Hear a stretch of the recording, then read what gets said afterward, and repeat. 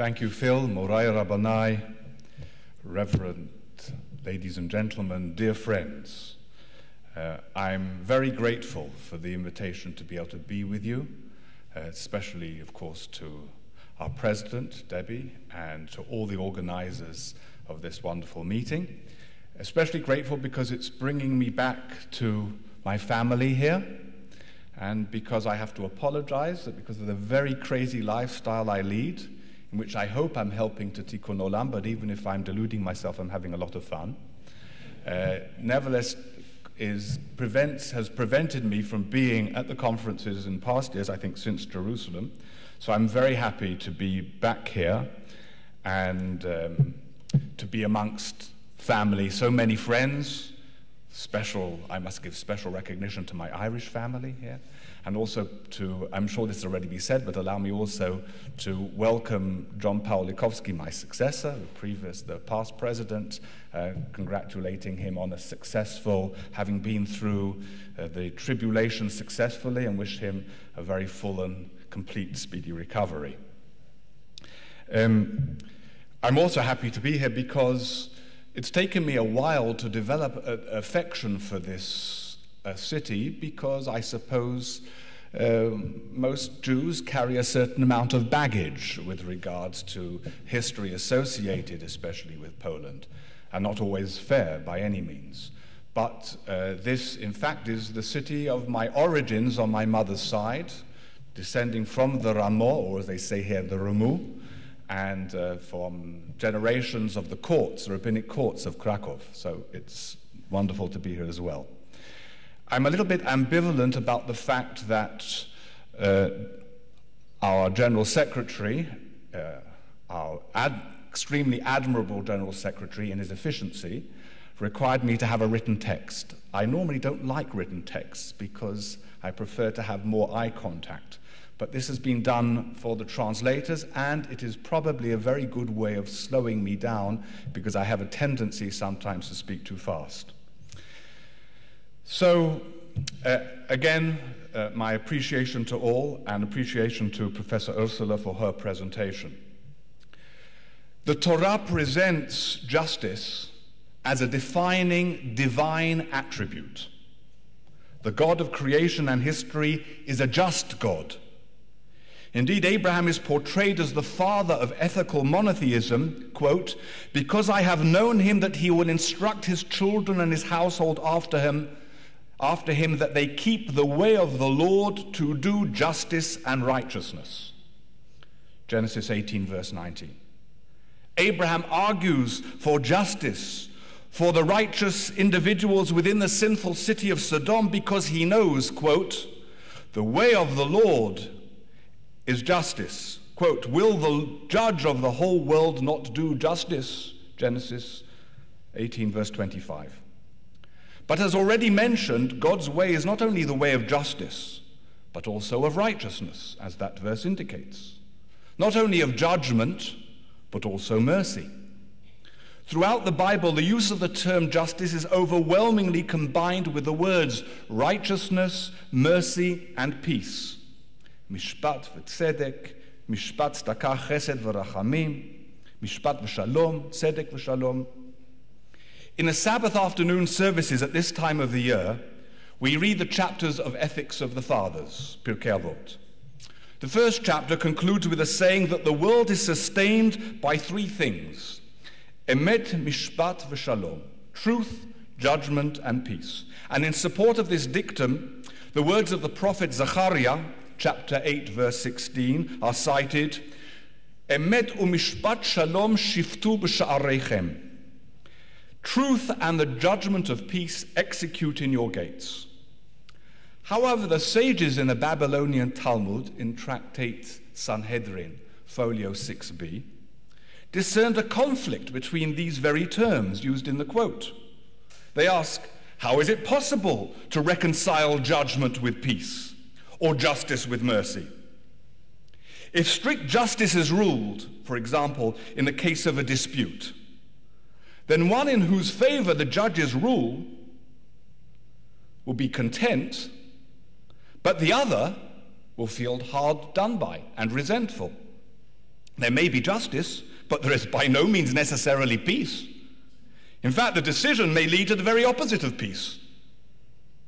The very combination of the terms justice and peace, judgment and mercy, indicate that Judaism does not perceive justice as a theoretical abstraction or as simply having the goal of trying to make a point. The purpose of justice is to promote the well-being of human society. And this objective requires a creative tension between justice and peace, between judgment and righteousness. So where do we find the balance between the two? In the above-mentioned Talmudic text, our sages answer that the two are reconciled through pshara, bitzua, compromise. Compromise is accordingly seen as an ethical value, and in Jewish jurisprudence, arbitration is not an extrajudicial procedure, but part of the responsibility of the courts themselves. On the basis of this Talmudic passage, Maimonides rules that at the outset, judges are required to offer the litigants arbitration as the first and preferred path to resolve the dispute. In effect, this means that in this creative tension, peace has the upper hand, preventing the problematic and even possibly immoral situation that when the pursuit of justice fails to take the situations and contexts that persons find themselves into consideration, then it can even be an immoral pursuit. Accordingly, our sages understood the two attributes of God as reflected in the two main biblical names for the deity, the Tetragrammaton and Elohim, to reflect the qualities, the essential divine qualities of justice and mercy, Midat Hadin and Midat Harachamim. However, they highlight their recognition of the aforementioned tension between these very attributes by describing in the Talmud in Tractate Brachot, folio 7a, that the Almighty has his own personal prayer. What is God's prayer? Let my attribute of mercy overcome my attribute of justice, judgment, so that I may deal with my children beyond the strict limits of justice and judgment. Beautiful prayer. For the Hasidic master, Rabbi Bunam of Psishcha, it is in this light that we are to understand the repetitive use of the word justice in Deuteronomy 16, verse 20. Justice, justice shall you pursue. To mean that justice must be pursued in a righteous, just manner.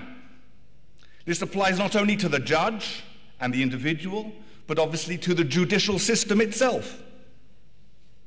This understanding is the basis of the legitimation of civil disobedience in the Torah, as we see, for example, in the case of the midwives who defy Pharaoh's edict to murder newborn Hebrew baby boys, when the system itself is fundamentally unjust.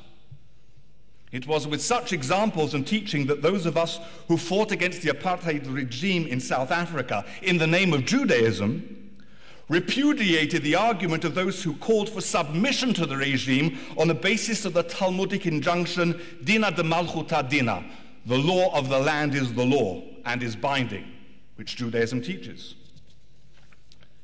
This argument is only valid, we stated, on the basis of the aforementioned sources, if the system itself is a just one, but not when it pursues immoral policies, let alone when the system itself is inherently immoral.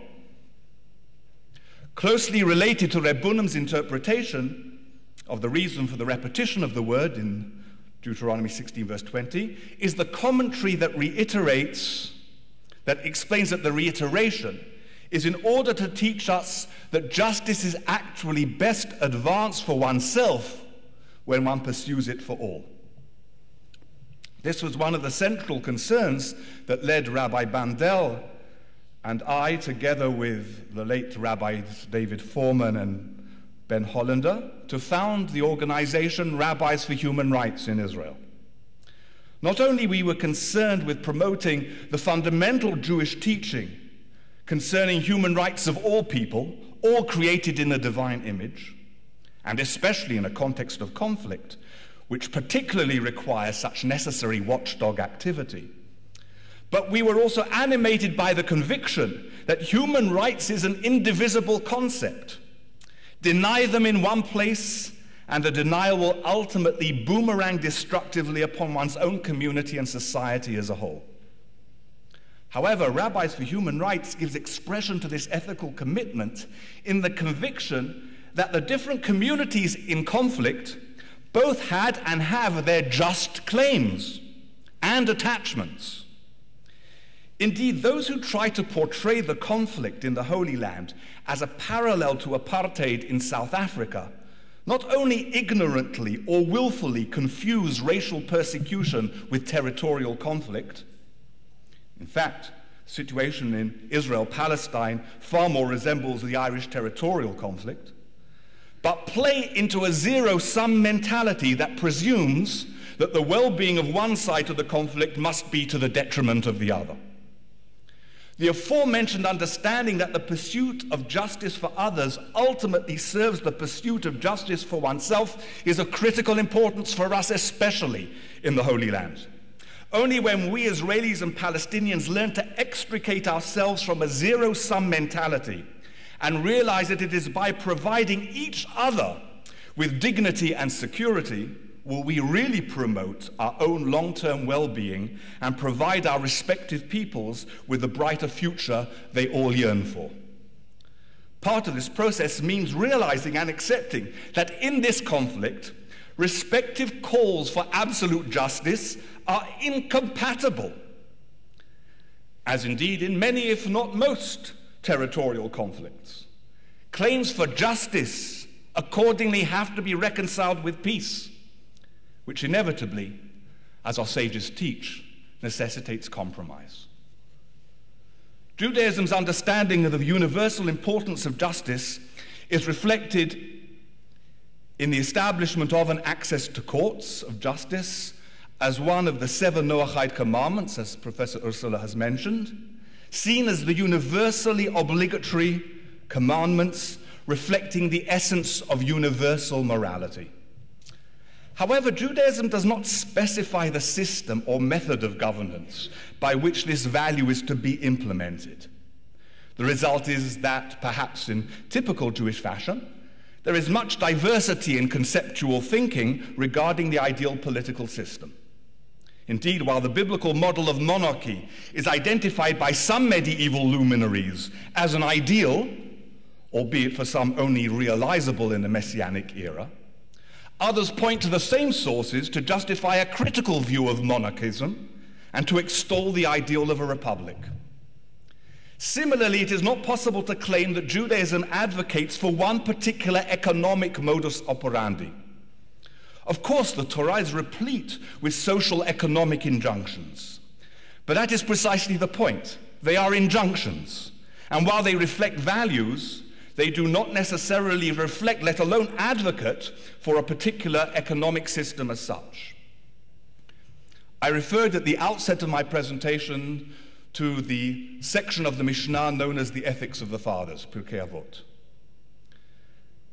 In chapter 5, Mishnah 10, we are presented with 4 economic typologies. And while it describes individuals, the insights are relevant to certain systems and ideologies as well. I will present them in a different order from the way they appear in the Mishnah for my own purposes, in order to emphasize the particular passages I want to. There is one who says, "Mine is mine, and yours is mine." That is a wicked person. There is one that says, "Yours is yours, and mine is yours." That is a saintly person. One who says, "Mine is yours, and yours is mine," is an ignorant person. And one who says, "Mine is mine, and yours is yours," this is an average approach, but some say this is the quality of Sodom. The first 2 of these statements are obvious. The first example, one who says mine is mine and yours is mine, is of an avaricious, egomaniac nature, devoid of restraint, who has no respect for the rights, dignity, and ownership of others. The second, as I presented it, one who says yours is yours and mine is yours, reflects an exceptional altruism, a lack of self-preoccupation together with concern for the needs of others that is almost superhuman and thus cannot serve as a normal model, as admirable as it might be. However, the analysis of the third, as per my order, is interesting. The Mishnah declares that the one who says, yours is mine and mine is yours, is ignorant or foolish, i.e. the proposition that rejects the concept of private property goes against human nature. It may well be a well-intentioned proposition, but it is doomed. And we might add that we have seen that efforts to implement it lead to serious negative moral consequences, as this land has seen under communism. But arguably, the most fascinating position is that which is described initially in the Mishnah as an average or normal approach. This is one who says, mine is mine and yours is yours. Jewish tradition takes the concept of private ownership as something natural and potentially salutary. Aside from anything else, it makes the individual responsible not only for earning his or her living, but also for the way that private property is used, especially for preventing it from harming of others, being responsible for preventing it to harm others. On a more theological plane, the understanding that private wealth is a gift from God places moral responsibilities and obligations upon us in relation to society and especially the needy to their benefit. However, the Mishnah tells us that there are those that say that this approach of mine is mine and yours is the quality of Sodom. For when the legitimacy and even desirability of private ownership becomes a tool for social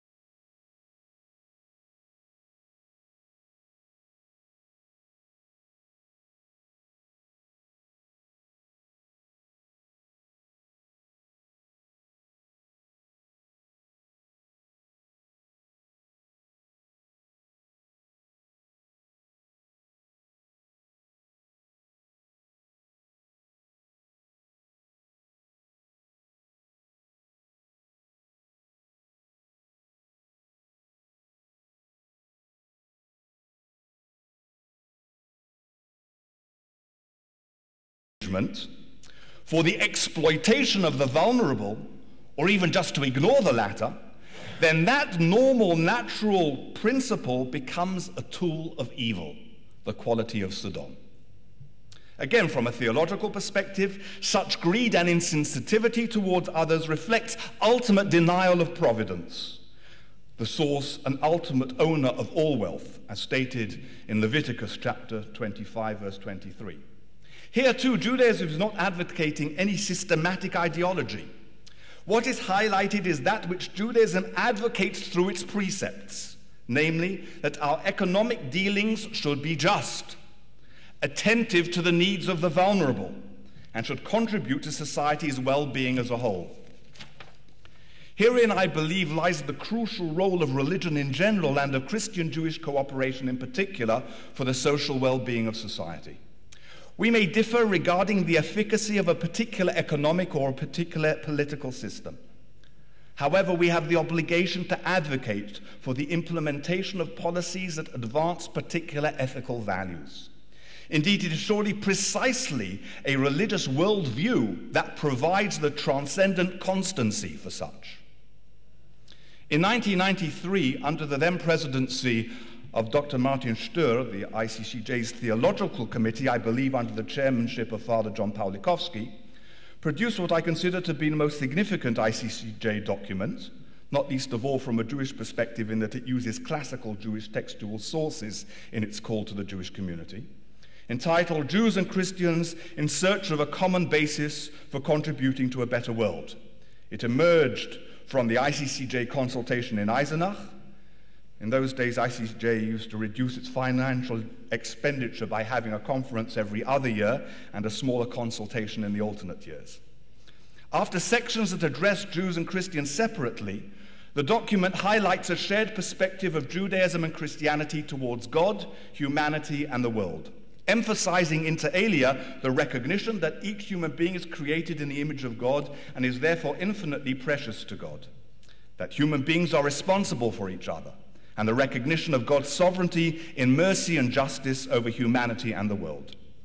Among the values deriving from this worldview, the document highlights the affirmation of the sanctity of human life, the protection of the dignity of each human being irrespective of origin, race, gender, characteristics, or abilities, the protection of the family, the pursuit of justice for all, especially for the weak and vulnerable, and the pursuit of mutual solidarity and peace in relations between people, in family, society, in the nation, and among the nations.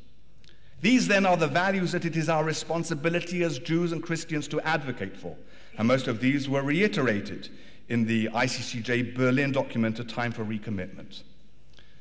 Christian-Jewish dialogue has its own integrity and its own interiority. We do a disservice to our respective heritages and to the Jewish-Christian relationship if we place it only in the context of interfaith relations or social justice generally. Nevertheless, we might bear in mind Martin Buber's famous words regarding the Jewish-Christian relationship that, I quote, "we share a book and a hope," end of quote. While that shared hope also divides us, nevertheless, as the 1993 ICCJ Theology Committee statement declares, we are united in the hope for the establishment of God's kingdom of justice, peace, and love on earth. And it is the book that we share that calls out to us, "Justice, justice shall you pursue," to do our utmost to bring that hope to fulfillment. One last comment in conclusion, in response to Professor Ursula's final exhortation. I totally endorse her call for ecological responsibility and seek to devote my life also to these challenges. However, following Rabbi Bunham's comments that I referred to earlier, we have to be honest as to how we pursue these things, even when they might be inconvenient for us. Planting trees is very good. I'm all in favor of planting trees, and may you all respond with great generosity to her call. But what primarily destroys rainforests and is eliminating our natural environment is primarily for grazing and the pursuit of human consumption of animal flesh. Indeed, the United Nations report on the ecological damage of the livestock trade shows that meat consumption is more damaging to our planet than all the forms of transport put together. Therefore, if you can't eliminate meat from your diet, at least cut it down. Planting trees is very good, but you will do much more good to this world, and I would add to yourself, if you cut down, therefore, on the consumption of animal flesh, and thereby not only to yourself but to our world do much more tzedakah v'chesed, righteousness and loving kindness. Thank you.